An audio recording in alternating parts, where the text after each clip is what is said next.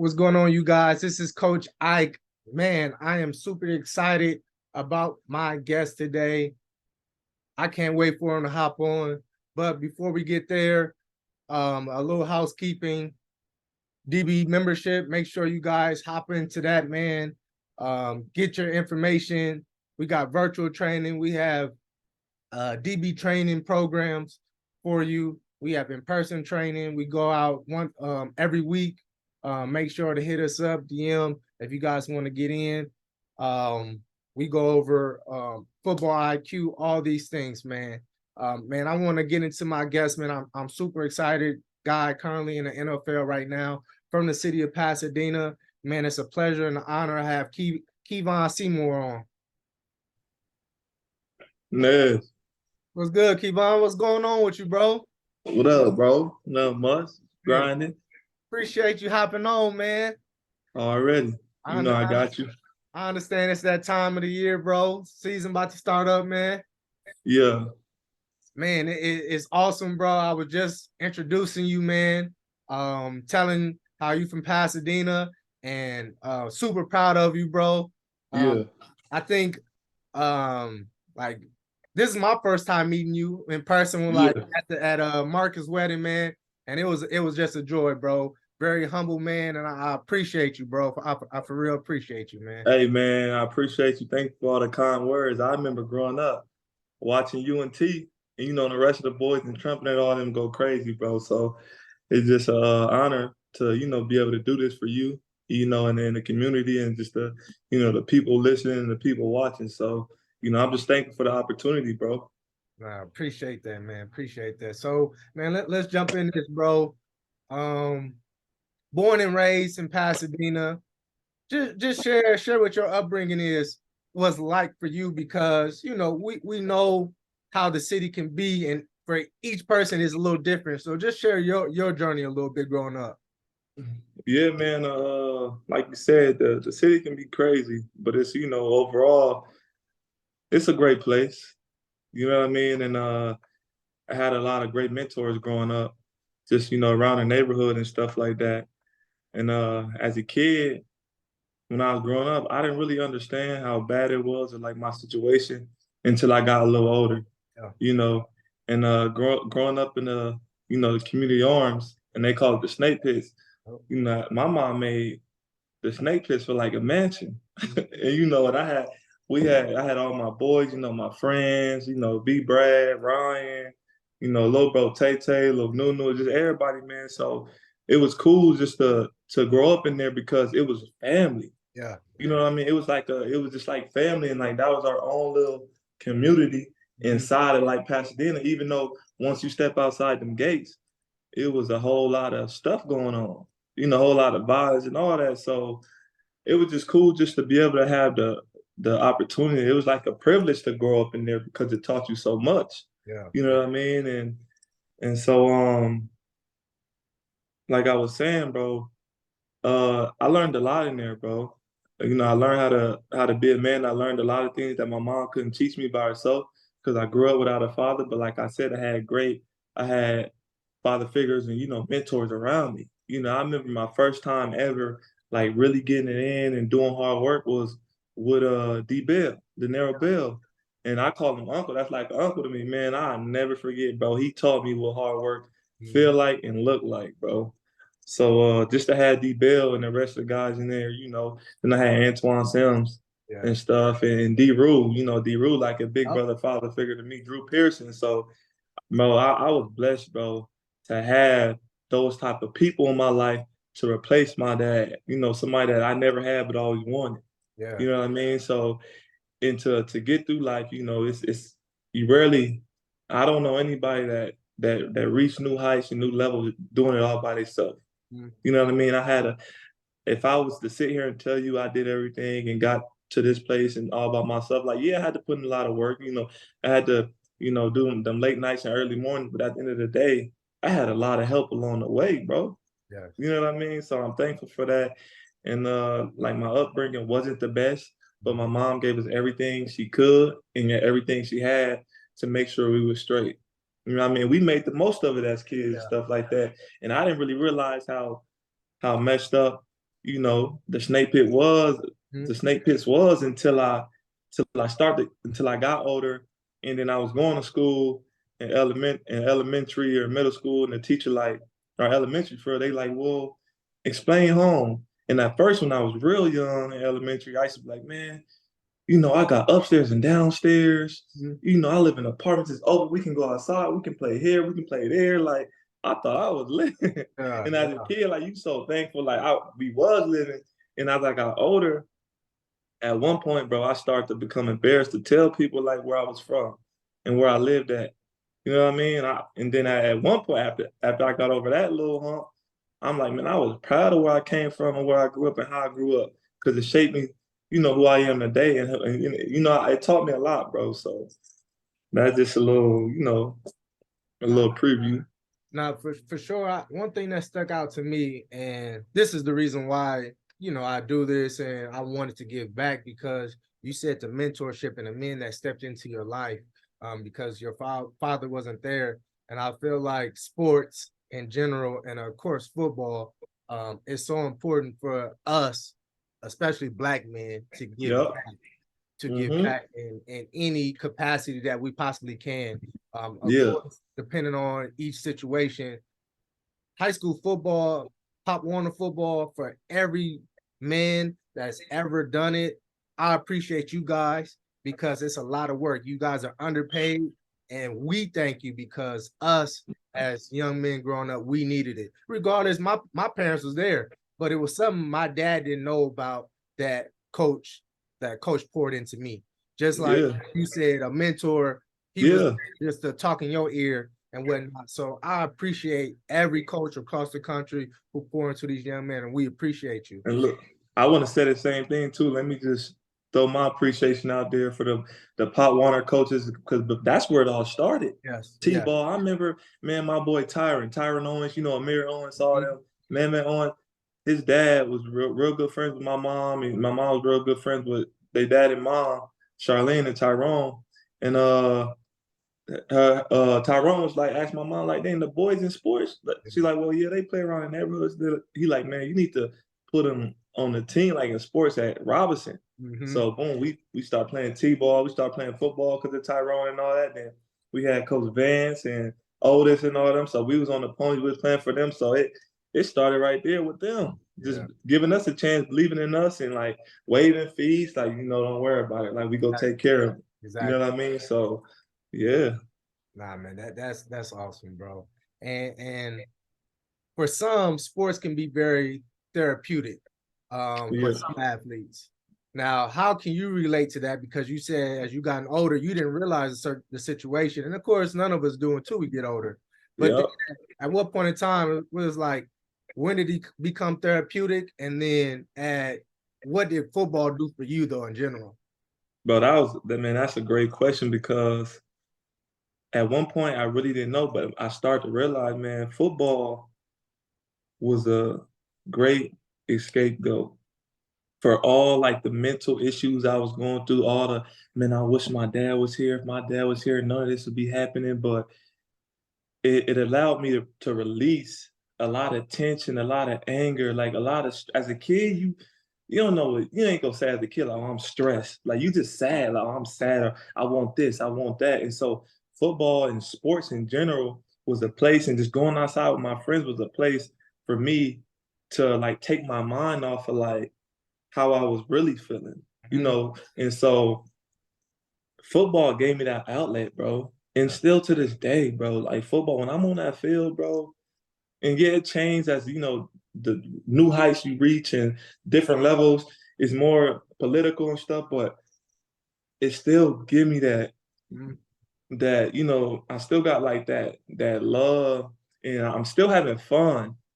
I can still have fun and get away from like the problems and stuff like that, and I can still and it's allowing me on this level to impact people that someday want to be in my shoes and impact people that didn't get a chance to be in my shoes because I'm there for it. I'm like, man, I remember being a kid. If I was able to meet somebody like myself, like yeah, man, I remember going to the Marcus Robinson and the Chad Brown camp and stuff like that as a kid, and they motivated me.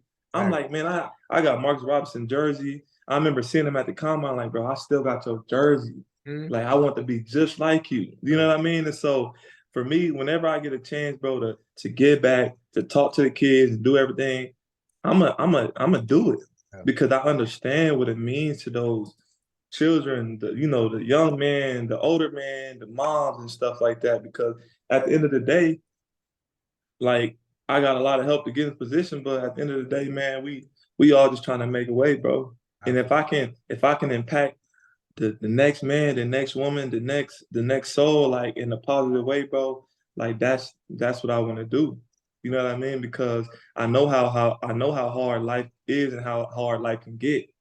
You know what I mean? So football, man, I was blessed by the Most High, to give me these intangibles and this worth ethic and stuff, and be surrounded by great people to put me in this position. So now all I want to do is just give back.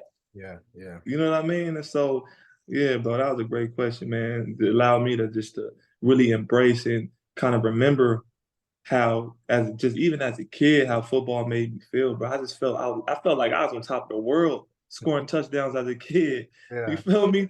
Man, it's like, man, I felt like Superman, bro, on that football field as a kid.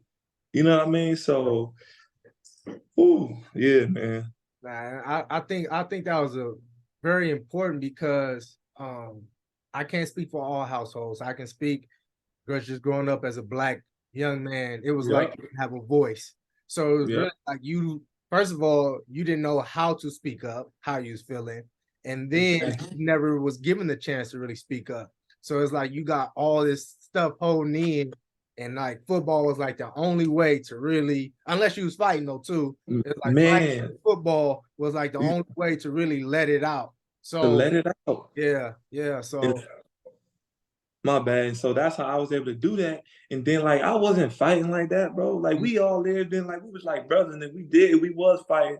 It was like what we doing. And yeah, if you was mad, go put on the gloves. You know what I exactly. mean? We was getting in the gloves and stuff, but man, come on, bro. Football, just sports in general, like that team camaraderie, like just having a bond, bro.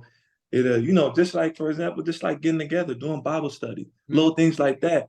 Together, like you were stronger. Yes. So, man, come on, bro. I can go on and on about that, Naz, bro. Yeah, bro. Yeah. That's a blessing, man. So I wanna go ahead now because going to high school, I looked up your numbers. You had a Yeah. crazy stat line, bro. You had Uh, 10 punt returns and you averaged 35 yards. You were bro, second. You were second in California, fighting nation, I believe. In yeah, that's crazy to me. But bro, you was an All American, first team All Pacific League. Whatnot. You did your yeah, thing in high school.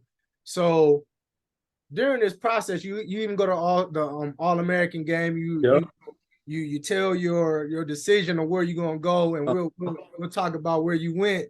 But you have yeah, all these schools on you, all these schools yeah. that you and whatnot. What stood out to you the most looking back at that process of you being recruited coming out of high school?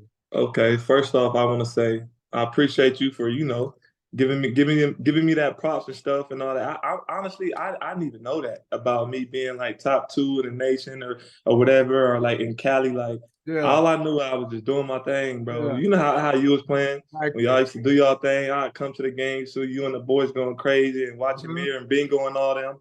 But so what like just the question you said what What, made me choose.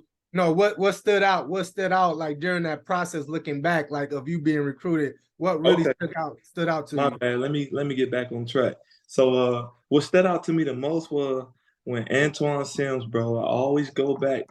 He kept on coming over to the house. He kept on coming over to the house when I was in eighth grade and Mhm. was like telling my mom, like, because he lived in the same, he lived in the pitch too. And he Mhm. was like, hey, is the boys here? Like, can you know, like, I'm trying to give him the mirror. Like, and then I remember we told my mom one time, like, Mom, like, tell him we not here. Like, if he had, like, tell him we not. She's like, no, I'm not telling him that. You go downstairs, and Yeah. if you don't want to go to mirror, like, you tell him. I'm like, we like, y'all tell him. We like, man, all right. So we go down here, like, what's up, man? He like, look, man, I seen y'all, like y'all got a lot of potential, bro. Mm. Like y'all can go to college for free. Come here, I take care of y'all, make sure y'all straight and stuff. And we like, nah, like we going to PHS. Yeah, yeah. So Be a we end up dog. we want to be a dog because my Yeah. sister, my big sister, rest in peace, Ebony, 10, and she went to PHS. So we like I said, we was coming to watch y'all. Mhm. You, T, Trump, all them, but we was coming to watch y'all. And so we was sitting on the PHS sideline, you know what I mean, in the roller Mhm. boat. And then so we went to workout, man. Coach Mills, bro. That's man, Tori married, I'm married Yeah. to his niece, man. Coach Mills, bro. He ran, man. I remember after the first day, bro. Me and my twin was walking off the field. I'm like, hey, Niff, you coming back? He like, you coming back? I'm like, I ain't coming back. He like, me neither. So we went over the mirror. Twan got us right, and Twan was like, look, man, I remember Twan and D-Rue. They sat my mom down, like, look, the twins can go to college for free. Mhm. They all they gotta do is worry about school. Just worry about school. The rest go take care of itself. Y'all athletic. And Yeah. so I remember that, bro. In my sophomore year, when I got San Jose State, I remember Coach Clark. Coach Clark came up to him like, man, look, you my guy. I'm offering you before everybody else do because I see your potential. Like, Mhm. don't forget about me. Boom. And then New Mexico State. And next thing you know, junior year come. And man, I went crazy in the playoff game, bro, versus La Mirada. And I started getting all these offers and stuff. And I'm like, dang, like that's when stuff really started coming to reality, like the offers. And then I remember Drew, man, Drew Pearson, he drove me to Cal, me and some of the other boys, drove us all the way up to Cal Berkeley to a camp.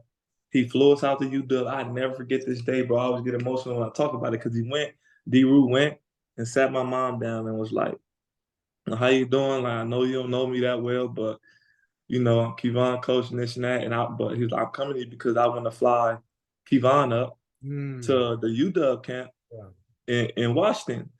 And my mom like, okay, well, so how much is it? And he like, you don't got to pay for nothing. You don't got to worry about nothing. Bro, my mom broke down crying like, Yeah. dang, like, well, why though? Like, well, I Mhm. don't owe you nothing. He like, you probably not used, but I don't want nothing from you. I don't want nothing from Kevon. I just want Kevon to be the best that he can be. My mom was so thankful, bro. First time I ever seen my mom cry in front of my face, bro. So I'm like, dang, that's deep. Then Antoine Sims paid for me to go to the Rising Stars camp. I Mhm. went crazy there, and USC offered me. You know what I mean? So that what stood out to me the most, bro. Like those people along the way to help me and like kind of guide me in that direction. Because if I ain't had no guidance, I wouldn't have known how to Yeah. get to that next level, bro. I had no idea, bro. All I wanted to do was just play football because I know I was good at it. And Exactly. then I wanted to do good in school. So my mom used to always say, make sure you do good in school. Like just do good in school. And I just wanted to make my mom happy, bro. I wanted to make my mom proud. Yeah, man. Now shout out to Twan, Yeah. Arcadia, Coach Drew, Yeah. Coach Mills. He over there at Arcadia with Twan. Yeah. So Uh-huh. I've been coaching. I've been coaching at Arcadia the last 2 seasons. So man, Yeah. I understand. I seen firsthand, man. I seen Yeah. first what these guys, Yeah. what they do. But man, that's an awesome story, bro. And for them to help you out and achieve your goal. And now I want to know why you chose SC. I think I know why, but I want to know like what was your decision of why you chose SC when you had all the Pac-12 basically. Yeah. You had Oregon, Florida, offered you, Had Bama, Nebraska, yeah, all the Florida. schools had wanted you. Yeah. So what made you choose SC over all the other schools? Man, I'm sure you know why, but it's some other reasons. Uh, One of the main reasons was when I went on my official visit to Oregon, I just couldn't see myself so far away from home, away from my mom, bro, and leaving her by herself, just leaving my family because I knew for sure that they wasn't gonna be able to come see me play because of expenses, bro. Mm, Buying their own flight and stuff, and it just wasn't. And then me coming back home, it just wasn't. It wasn't, bro. And I want to be close to my mom. I want to be there whenever she needed me, if she needed me, got even though she didn't need. You know what I mean? I'm like, yeah. I can't leave my family. But then, yeah, I broke it down to USC, UCLA, kind of. But then, bro, Coach Palomalo, bro, Mm-hmm. Kennedy Palomalo, Troy Palomalo, uncle, man, he would just super genuine, bro. He's the reason why I got my offer from USC. I was sitting in this office after the camp. I was balling out. It was me and my boy Nelson Aguilar. He was already offered. I'm like, and they're like, that's the guy. Yeah. And I'm not the guy. Like USC didn't offer me. I'm like, I had every other offer. I'm like, whenever he went one-on-ones, I'm asking the dudes, the young kids, I'm like, hey, bro, can I go? Like, please, like, let me go. They're like, yeah, you got it. And anytime he went, I was going because I'm about to show, like, man, I can, you know what I mean? So we was going at it.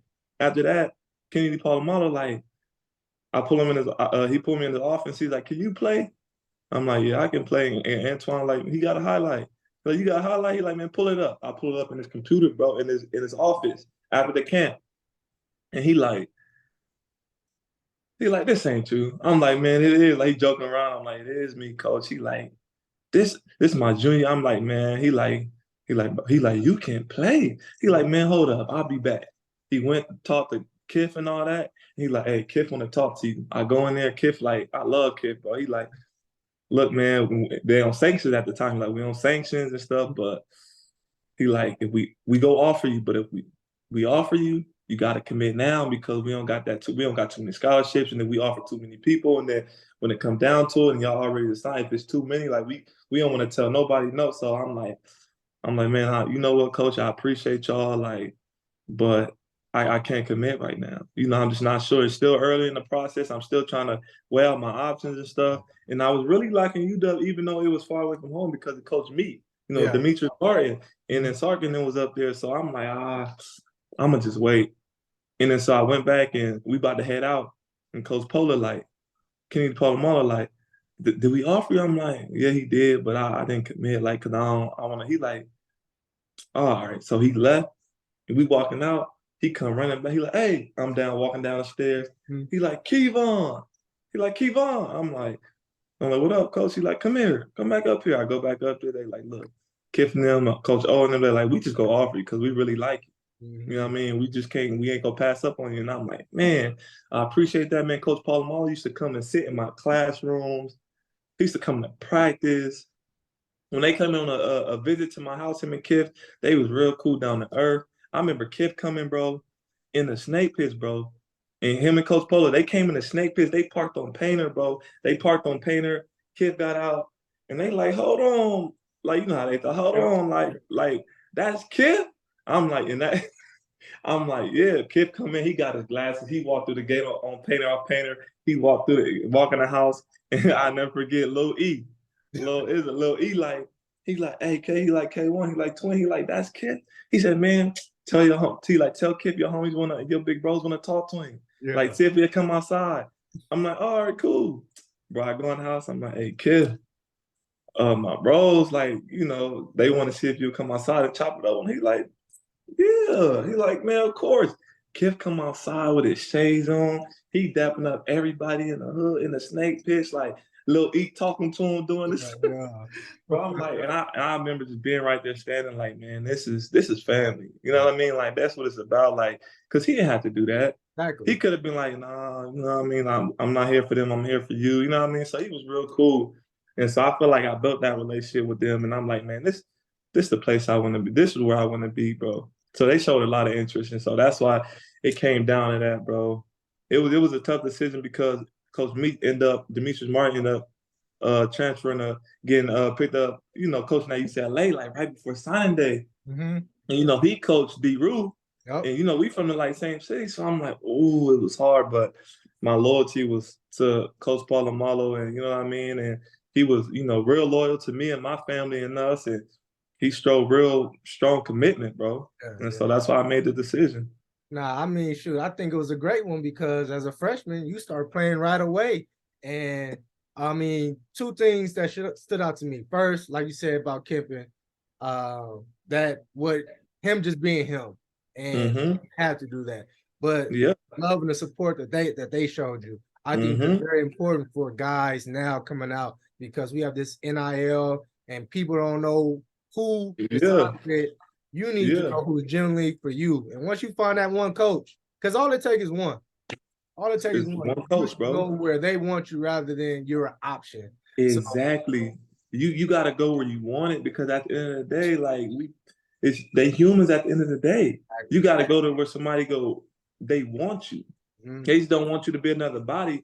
And at the time, bro, man, USC, like if you wasn't competing, you wasn't performing, you wasn't gonna get on that field. And that's what I loved about like my first couple of years, like my year and stuff, and change some at USC, bro. Like if you wasn't balling, bro, they never promised, oh, you go get this number. I promise you go come in and start. They promised me, they told me if you come in and work and be the best, one of the best and deserve it, you earn a spot, you go have a spot. Yeah. And you gotta keep it. Bro, they told me that, and I went in there, and all I had on my mind was work. I had little injuries, little stuff I was dealing with, but I'm like, I'm grinding. And they seen that, bro. And I appreciate them. I love Kiff.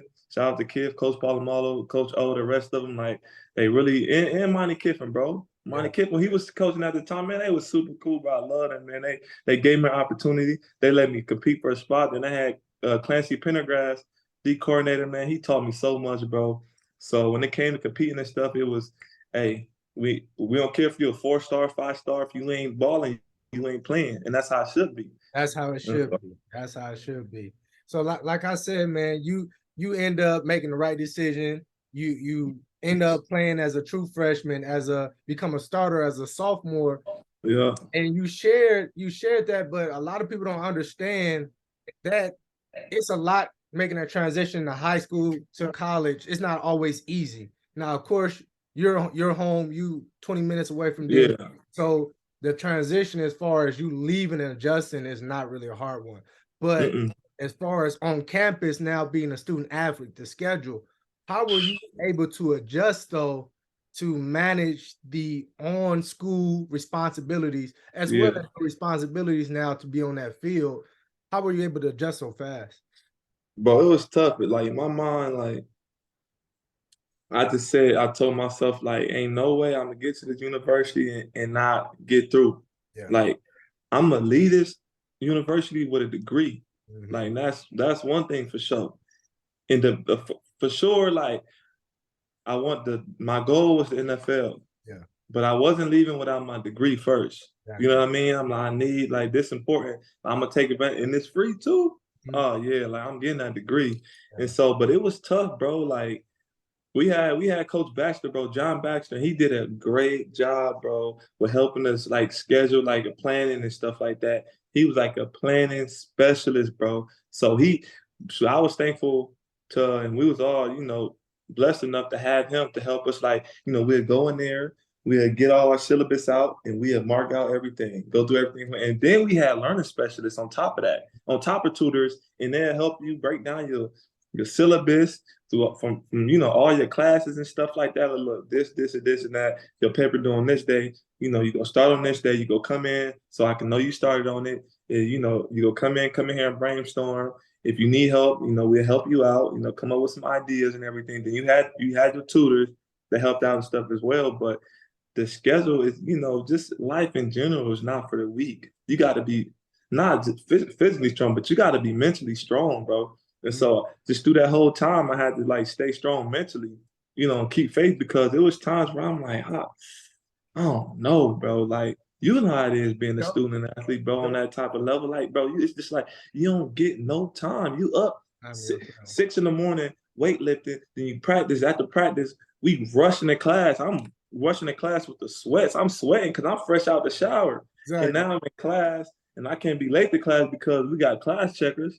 And if you late or you miss class, then you got to get up a whole hour, 30 minutes earlier on top before the lift. So I'm like, look, bro, like, I ain't, you know what I mean? So then in between that, then you come back for meetings, then you watching film from practice.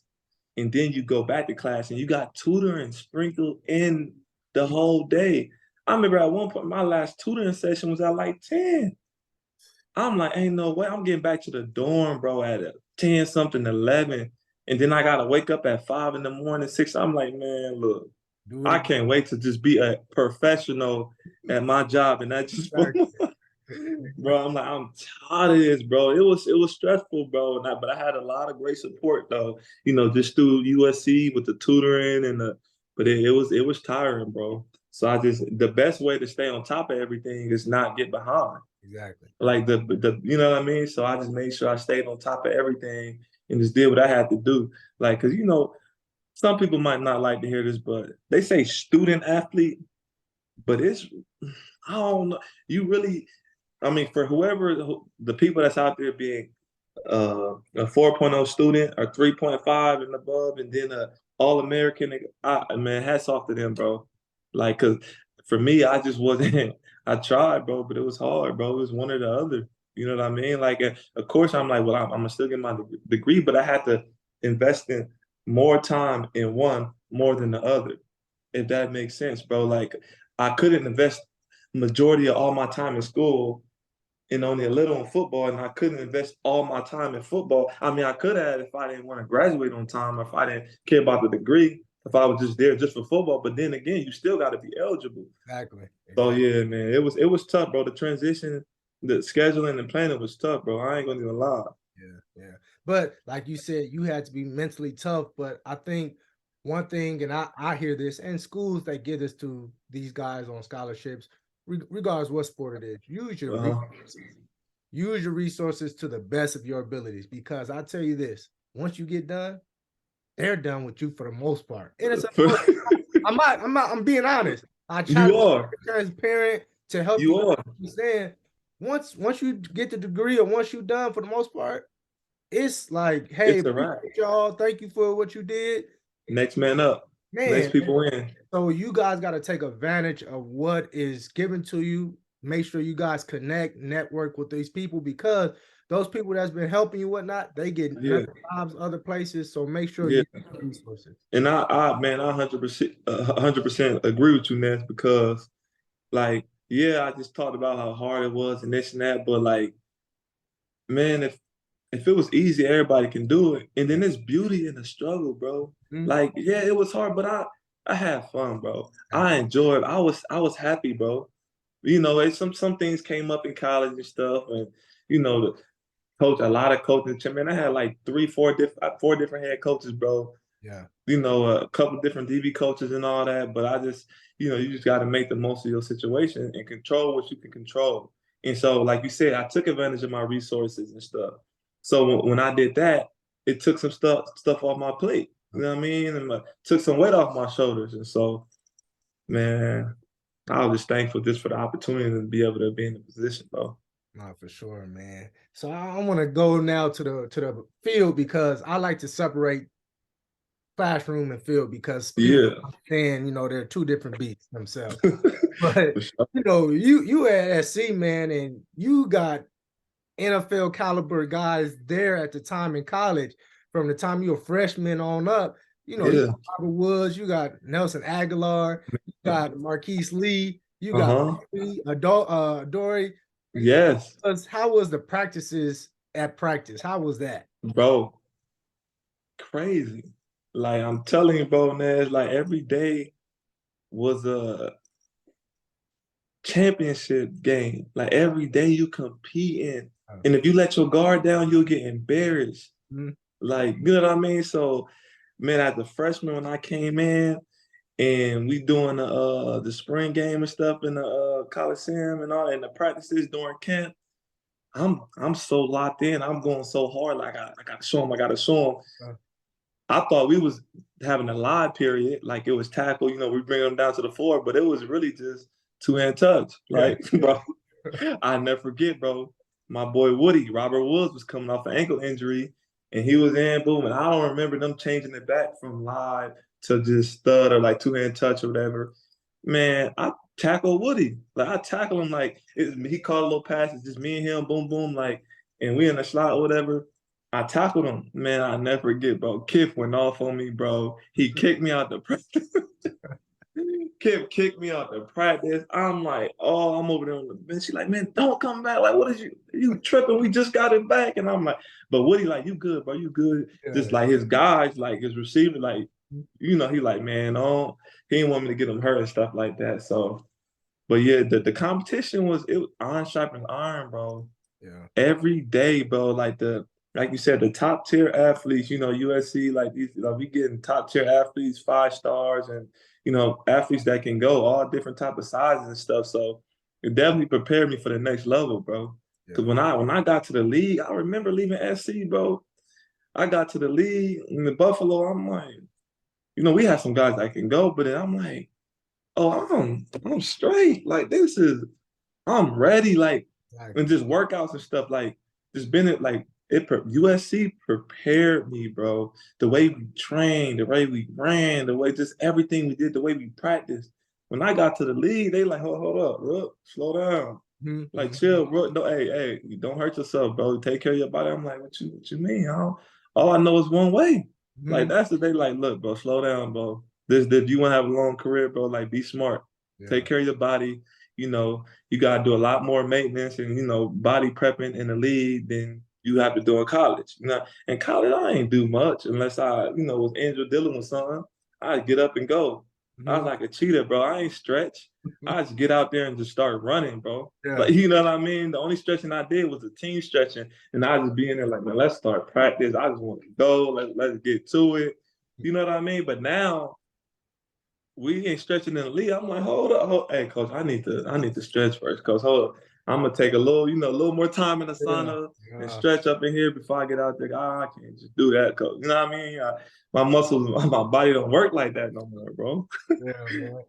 Got wisdom too, man. You got some Yeah, wisdom. So, man, I want to know what was going through your mind, towards the end of your career at SC. Your senior year, I saw you was dealing with some injury, so you wasn't on yeah, much. But what yeah. was your mindset though, finishing that last season at SC? Man, it was tough, bro. My lady, bro, Tori, and people, the great support I had around me, they got me through that year, bro. I was at a point where I'm like, man, forget this. Like, I'm gonna just stop playing. They don't want to play me. I wasn't playing for just life. Life is not fair. Just you go be in situations that's not fair and Mhm. stuff. And I wasn't playing because of unfair situation. But who cares? You know what I mean? So I was in a situation to where I just wasn't playing. The only time I played is when the person in front of me tapped out, or and I'll be right there like, coach, what's up? Like my DB coach, like he like, oh, just get in, go. You know what I mean? So, but I made the most of my situations. Like all my tackles and my plays and stuff, majority came from special teams. Mhm. Like, and so I'm like, you know what? While I'm doing it, I'm gonna do it at to the best of my ability. Exactly. Like that's cool. So I ain't gonna play y'all ain't gonna play me on D. I'm gonna ball out on special teams. Yeah. However I can, whatever I gotta do to make the team win, to help the team win, that's what I'm gonna do. So but before that, I'm like, man, I'm talking to Torrens. I'm like, man, I wish I would have just left my junior year and this and that. And it was just a mess, bro. And I got insights from like alums, like, yeah, bro, like, look, man, they thinking about doing this and not playing you. And I'm like, I'm gonna be straight. Cause my play how they gonna not play me if I'm balling? I Exactly. mean, it still happened that way. You know what I mean? But like I said, bro, I was ready to stop playing and just start training for the draft and the combine. Mhm. I just wanted to start training for the combine or the draft or pro day or whatever. So, but then the tour was like, look, don't that'll look bad and like that ain't like you. Like that's like quitting. And Yeah. D-Rue told me like, man, once a quitter, always a quitter. Like if you quit once, you'll quit again. So I'm like, you know what? I ain't gonna quit, bro. So I kept on playing. I thugged it out. I remember my mom calling me like, hey Vaughn, like what's up, Vaughn? Like, you okay? I know people asking me why you not playing and stuff. And are you okay? And I'm like, Mom, I'm good, Mom. We gonna be straight, Mom. Like, but really, I'm thinking like everything I worked hard for is going down the drain. It's over. Like, I might not get drafted. I probably won't get invited to the combine. Like, bro, my head is spinning, bro. I had to stay strong mentally, and it was just a messed up situation that I was in. And so, man, by the grace of God, bro, season over, whatever. I got invited to the combine. Still, I'm like, okay, I got invited to the combine and stuff. And then I went there and I remember seeing the San Diego, it was a scout from the San Diego Chargers. She used to be at SC all the time. Bro, he loved me, real good dude. He was like, man, forgot his name, but he was like, I seen him at the combine. He's like, man, I'm sorry that your last year went that way. He said, I still got you number one, in our board of the corners. But he said the GM don't want to take a chance on you. Like I got you. I had you first round, number one off our board with the corners. He said, but after your senior year, man, the GM don't want to take a chance on you, and there's nothing I can do. He's like, but today he told me, he said, while you up here in the combine, he like, just run fast like I know you go do. And I'm like, all right, like cool. I'm like, he's like, just run fast like I know you go do. He said, you'll be all right, bro. He said, we won't draft you, but you'll be all right, bro. And I'm like, all right, cool. And then, so like the bowl game in my senior year, I hurt my ankle. Like I tore some ligaments in it, and they told me it was just like a mild sprain. Like I'd be good. So I'm trying to train for the combine and do all that stuff, bro. My ankle swelling up. I couldn't train. I couldn't do no field work. I didn't do no field work. I did a couple of 40 starts. I had to stop. So then they put me in a cast, bro, like 2 weeks before the combine, bro. Like 3 weeks or whatever. For 2 weeks before the combine, they put me in a boot, a cast. I took the cast off a little over a week before the combine, and then they put me in the boot. Man, I took the boot off, and then like the week of, like I started working on I just worked on a couple of 40 starts, bro. The last day of training, and then I remember I had like my wisdom teeth taken out. That went bad, so I was down from that. So I wasn't lifting, bro. And then I got in a bro on the highway, me and my lady, I got in my car spun out. I had bet my tires was bought, my car spun out, messed up my shoulder before the con. I was toe up, bro. So I go up there, I'm like, it's gonna take everything in me, man, to really just do it. Like, and I'm like, I ain't come this far just to be here. Like, well, I ain't go run or I ain't go lift because of my shoulder, and I ain't been working out like that. I wanted to because I had to take that down. So I'm like, I'm here now. I'm gonna just do it. I ain't got nothing. I came from the bottom, bro. Like you know how it is coming from the bottom. Like I've been counting out I can't lose. Like I'm here now. I can't lose. So, bro, I ran, bro. I went 4.39, bro. Official, bro. I had a that. so in on my bro, I put Tiger Bomb on my ankle. My ankle was hurting so bad. Before the race, I remember I had the Tiger Bomb in my bag. I went. We was getting ready to race and stuff like that. Not race. We was getting ready to run the 40, do all the broad jump, all that. I remember putting Tiger Bomb on my ankle. I'm like, I'm like, man, my ankle was hurting. I'm like, ooh. And then so that happened. I went 4.3, bro. And then the dude was like, man, I knew he was gonna run fast and this and that. And I remember Buffalo, bro. I ain't even talked to them at the combine or nothing. Buffalo came to me at Pro Day. I remember Tim McDonald and the D coordinator, Dennis Thurman. He was like, they're like, you know who we are? I'm like, yeah, I know y'all went here. Y'all came to SC. I know who y'all are. They're like, man, what happened? They're like, man, what happened? They're like, they're like, we looking at our list. You you go to our school, alum, they're like, why you not on our list from the scouts? I'm like, they're like, man, look, they're like, man, you did your thing today out here at Pro Day. He like, look, man, take my email. They like, email me your number and all that, and call me and tell me what went on, like your last year. I gotta know. And I'm like, all right, cool. Like, yes, do it. Like, do it in like 2 days. So boom, I called him up and stuff. He like, man, he said, man, that's crazy. Like, man, you played with me. You started as a true freshman with my son TJ McDonald. I'm like, yeah. He like, man, he like, all right, man. He like, look, we're gonna try to get you up here on a visit, but if we can't, he like, but if we can't, just know we still thinking about you. We ain't forgot about you, bro. Sure enough, bro, during the draft, teams is calling, 49ers calling like in the third round, fourth round, back to back. We trying to get you. We trying to get you. I'm like, man, teams call the Seahawks call on some stuff like, yeah, like fifth round, like, hey, man, what up? This such and such from the Seahawks. Like, not P. It was like this guy. He's like, man, don't forget who showed you the most love. So when you go undrafted, like, sign here. Yeah. And now I'm like, and I remember being up there, they're like, yeah, you cool. They're like, we like the way you move, you can play, but they're like, you'll be more like a nickel for us, like, but you kind of small. I'm like, cool, but in the head, I'm like, I'm not all that's like, you know what I mean? I'm like, I love them though. I like, I think Bashar was up there, Pete and all them, but I'm like, and so next thing you know, Buffalo called me, bro. And it's Doug and them and Rex. They like, look, man. They like, what up? They're like, man. They're like, Kevon Seymour. I'm like, yeah. They're like, look, we got and a couple of picks. We coming up. They're like, we already turned your name in. You ready to be a Buffalo Bill? I'm like, man, because D-Rule was there. I had just had something small at the house. I didn't want to have nothing big and, in the pits and stuff.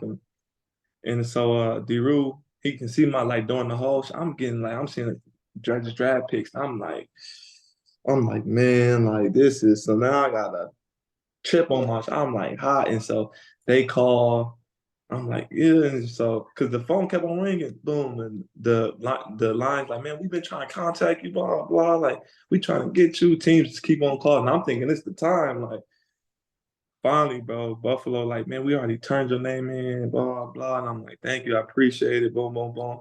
Seeing my name come across the screen, bro, I never forget it. The best feeling ever, bro. Like everything that I ever like worked hard for, just all my dreams came to reality, bro. So it was just, man, that feeling, bro. It's just like all your hard work paid off. And then but at that point, I'm like, I ain't done. Like, I'm gonna keep on going. Everybody that got picked before me, nothing personal against nobody, but these teams, I'm gonna show these teams. Like, and I'm 8 years in. Everything I've been through, I'm gonna keep on going until, you know what I mean, till the wheels fall off, bro. Like until like y'all gonna have to get me up out of here. Like, you know what I mean? So that's how that went, bro. And then what helped me though, I was thankful for the 49ers, bro. They flew me up because they flew up the top corners and DBs like that coming out. Yeah. I wasn't in the top stats and stuff, but they flew me up anyway because they talked to me at the combine. And DB coach was like, he's like, man, I just had an informal meeting with him. He's like, what up, man? He's like, I'm such and such 49ers. He's like, you got a buzz around your name, but he's like, I'm gonna be honest, I don't know about you, like, but teams are talking about you. He was like, so what happened your last year at USC? I'm like, none. He like, why didn't you play? I'm like, I couldn't even tell you, coach. Like, all I can tell you is like I did whatever I can to help the team win. If you go back and look at the film, watch me when I was in the game at corner or special teams, I was balling. Like I got a pick and all that to help us win, to help us beat Cal. And so he like, okay, like, well, but why didn't you play though? He like, you don't seem like the top to badmouth the coach or nothing. I'm like, I didn't. I couldn't tell you because he's like, all right, all right, it was, nice talking to you. And so when they flew me back up doing visits and stuff, he pulled me in his office like he was like, look, Kevon, he's like, you should feel disrespected for not being in the top 5 corner talk in this draft. He's like, because you moved just as good as anybody we flew up here. You faster than the majority of people we flew up here, if not the fastest. He's like, so he said, when I talked to you at the combine, I never knew, but I didn't watch your film. So I didn't know you. So I just for sure thought that the other guys was better than you. He's like, but he's like, man, you was the best. He like, you was supposed to be out there. And I'm like, man, he's like, I need you to tell me, like, what you know. Like, and I was like, man, like, just tell me so we can help you. Like, cause it's not making sense. Cause I look at film, he's like, man, Adore athletic as ever. Man, that dude's special. He said, but it's no reason why you shouldn't have been on the other side or been out there. He's like, nothing, or just been out there somewhere. He's like, you play these years, but then don't play the last year. He's like, hey, it just don't make sense, bro. He's like, you gotta talk to me. Yeah. And I'm like, all right, man. I'm like, look. So at the combine, when I had my formal meetings and everything, I told everybody the same thing. Like, yeah, I did everything I can to help the team win. I don't know why I didn't play. That's this and that. And so he was like, so when I told him the real, he like, man, he like, look, you should have been telling all these teams that. I'm like, look, I didn't want to say it because I didn't want to make it seem like I was making excuses. Like, you know what I mean? He like, that's not an excuse. That's the truth. We can clearly see that you can play and you not playing don't make sense your last year. And so, bro, the coach, bro, they put me in the meeting and was like, there's like, man, in the informal meeting in the draft, he was like, man, the first thing, bro, they got the light. They're like, oh, what up? They're like, what up, Seymour? How you doing? I'm good. They're like, just take a seat. They're like, man, honestly, we heard you soft. And I'm what?